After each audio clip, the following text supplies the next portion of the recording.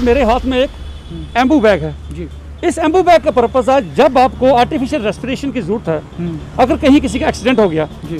तो उसको वहाँ एम्बुलेंस से हॉस्पिटल तक पहुँचाना है, तो रास्ते में उसको एम्बुलेंस में ये मैंडेटरी होता है ये पे रखना वहाँ पर, क्योंकि उसको लगा के उसको ये ऑक्सीजन दी जाती है। उनके हाथ में ये दे दिया जाता है पेशेंट्स के अटेंडेंट को, बिल्कुल, कि आप इसको प्रेस करते रहोगे।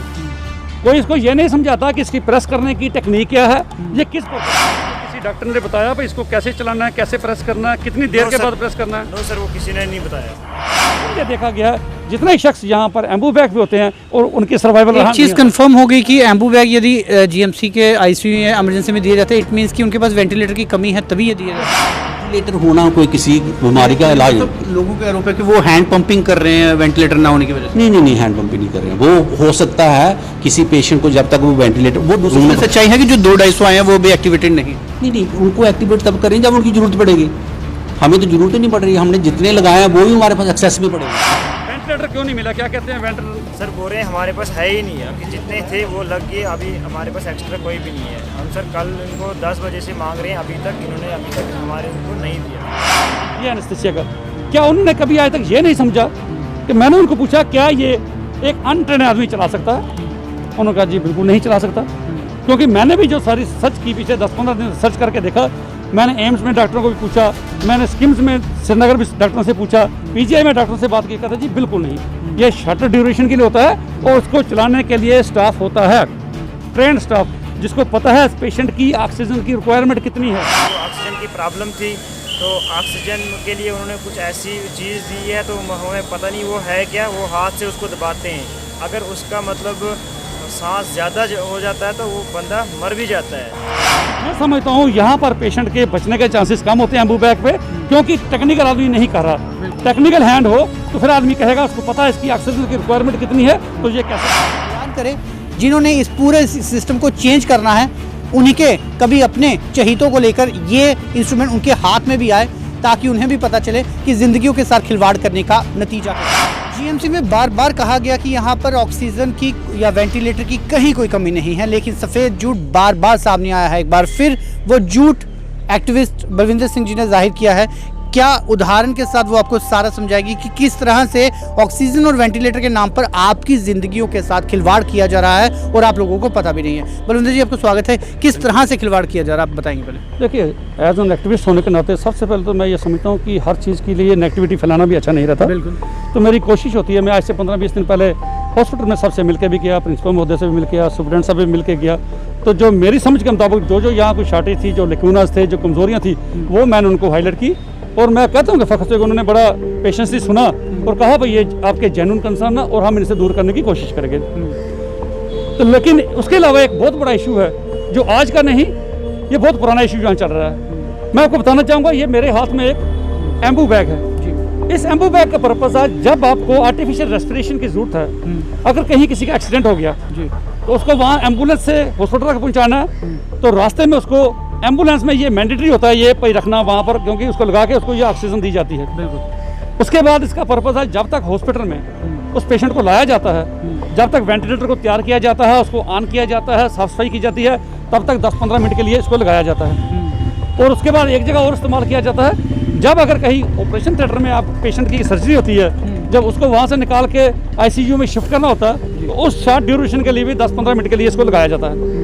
और एक चीज़ और बड़े ज़रूर कहना चाहूँगा कि अमूमन लोग हॉस्पिटल में आते होंगे, देखते होंगे कि कभी उनके शायद कभी ऐसा हुआ हो कि उनके हाथ में ये दे दिया जाता है पेशेंट्स के अटेंडेंट को, बिल्कुल, कि आप इसको प्रेस करते रहोगे। कोई इसको ये नहीं समझाता कि इसकी प्रेस करने की टेक्निक क्या है, ये किस पर्पज़ के लिए है। बिल्कुल। वो सोचता है ये हिलाता रहूँगा तो मेरा पेशेंट जागता रहेगा, मेरा पेशेंट ठीक रहेगा, लेकिन इसका ऐसा नहीं है। ये इसकी कैपेसिटी 2 लीटर की होती है। ऑक्सीजन एक अडल्ट के जो लंग्स की अंदर कैपेसिटी एयर की वो 500 ml होती है। तो इसको कम से कम इतना प्रेस करेगा तो वो एयर उसके अंदर जाएगी। लेकिन यहाँ अंदर आज भी जो मुझे सुबह यहाँ से मैसेज किए भाई आप आइए, जब मैं HOD मैडम गुलाटी जी हैं 10-15 दिन पहले, उनसे भी मेरी बात हुई, डिटेल डिस्कशन हुई, तो मैं उनको भी ये कह के मैं हैरान हुआ उनसे भी ये पूछ के कि वो भी काफ़ी देर से भी 22-24 साल उनकी यहाँ सर्विस हो गई है एनेस्थीसिया में। तो ये जो डिपार्टमेंट है जो ये लगाता है इंट्यूबेशन करके बाद ये लगता है ये एनेस्थीसिया का, क्या उन्होंने कभी आज तक ये नहीं समझा कि मैंने उनको पूछा क्या ये एक अनट्रेन आदमी चला सकता है?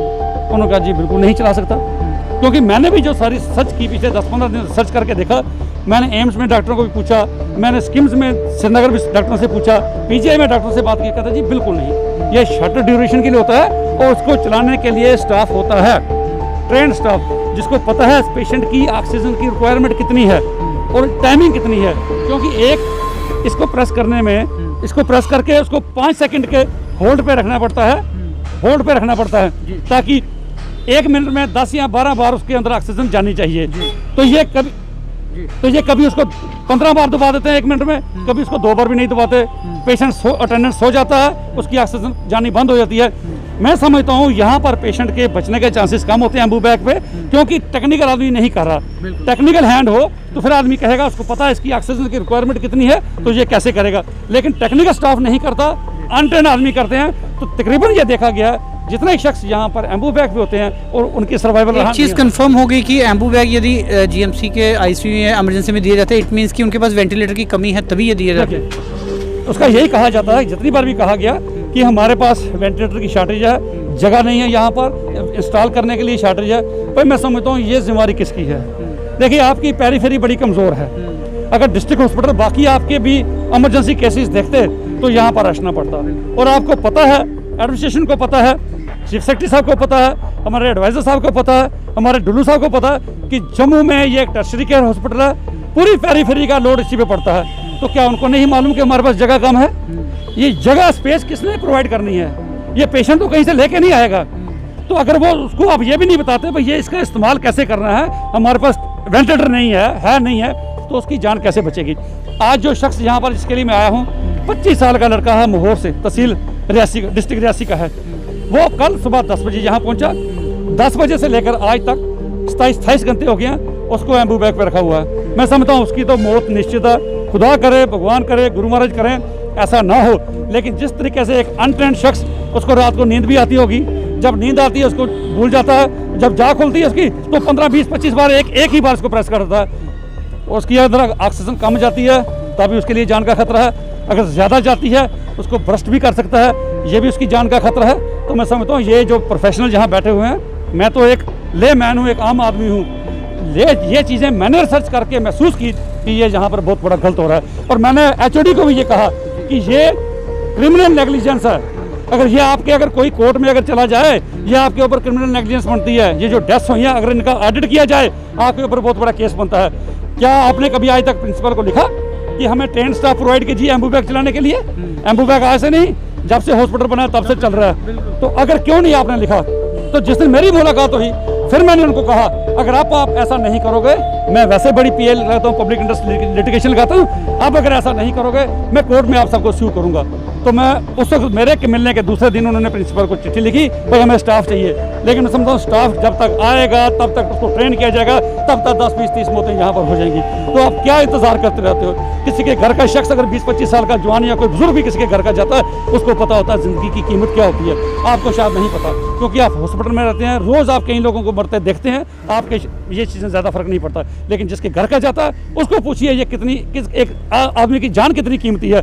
तो मैं दरख्वास्त करता हूँ LG साहब से, दरख्वास्त करता हूँ पटनागर साहब से, डुल्लू साहब से कि आप अपने आप में बड़े काबिल शख्स मानते हैं, आपने आपको बहुत लोगों को आपने अवार्ड भी दिए। ये चीज़ें अगर आपको आज तक नहीं पता चल सकी तो मैं समझता हूँ आपको इस चेयर पे बैठने का कोई हक नहीं। अगर आप किसी की जान नहीं बचा सकते, आपको इस चेयर पे बैठने का कोई हक नहीं। जो इन चेयरों में बैठा है, अगर किसी की डेथ होती है, उसका ऑडिट किया जाए तो इसकी जिम्मेवारी इन पर लगाई जाए, इनको यहाँ चेयरों से हटाया जाए। बिल्कुल। और ये जो मेरे हाथ में चीज़ है, आज तक मैं भी यही सोचता था कि शायद ये जान बचाने का एक औजार है, एक इंस्ट्रूमेंट है।